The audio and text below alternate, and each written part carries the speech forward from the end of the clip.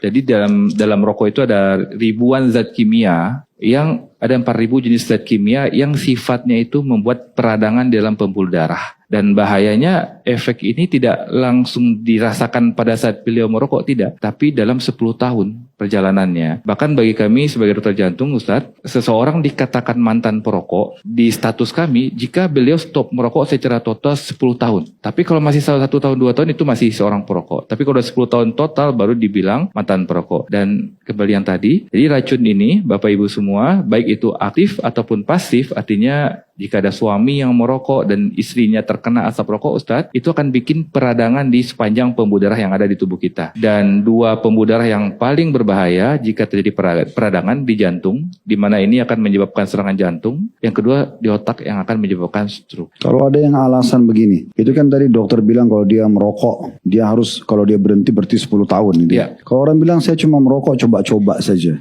sekali atau 2 kali, ada efek nggak? Pasti, Ustadz. Seperti apa persentase efeknya? Supaya Baik. nanti di sini kalau ada yang mau coba-coba dia juga tahu efeknya.